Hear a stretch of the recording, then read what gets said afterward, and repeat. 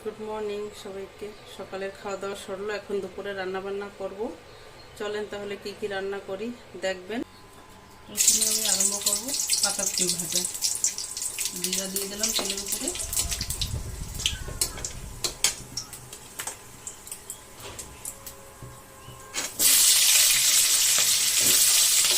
আলুটা ভেজে নেব।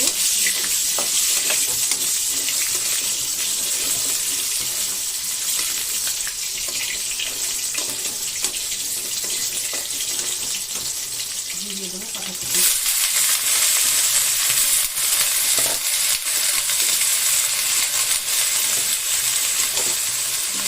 কেটে রাখা কাঁচা লঙ্কা,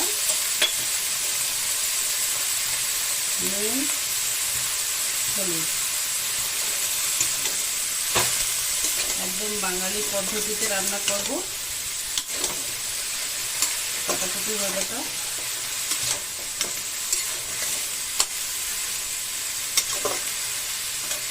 আর একটু লঙ্কার গুঁড়ো দেবো। আমাদের বাঙালিদের তো জানেন ঝালটা ভীষণ প্রিয় খাদ্য। প্রত্যেক সবজিতে একটু ঝাল বেশি খাবে। ঝাল না খেলে মনে হয় না যে কিছু খেয়েছি বলে।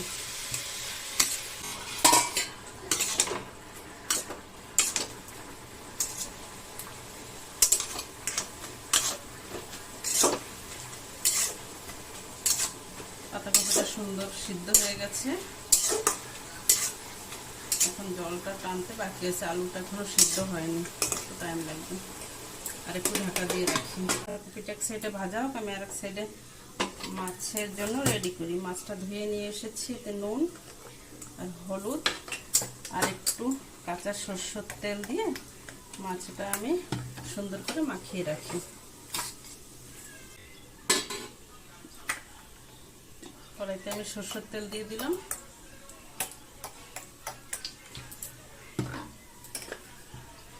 তেলে একটু জিরা দিয়ে দিচ্ছি। নুন হলুদ মাখানো মাছটা এখন দিয়ে দেবো।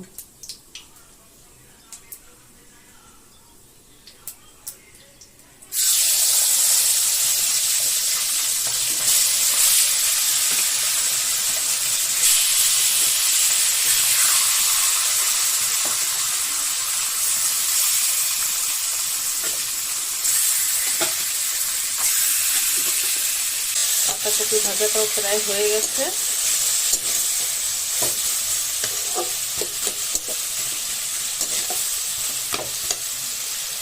এক সাইড ভাজা হয়ে গেছে, এখন উল্টিয়ে দেবো।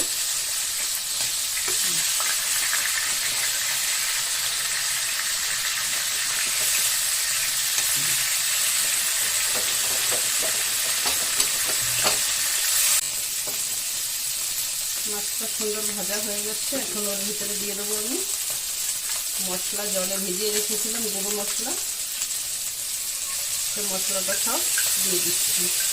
মশলার বাটিটা ধুয়ে একটু জল দিয়ে দেবো। তো মাছের রসা হবে না, মাছটা মশলা দিয়ে মাখা মাখা হবে। মশলার ভিতরে আছে ধনিয়া জিরার গুঁড়ো, লবণ, হলুদ গুঁড়ো, লঙ্কার গুঁড়ো আর একটু সরষের গুঁড়ো মিশিয়ে দিয়েছি। দিয়ে দেখি।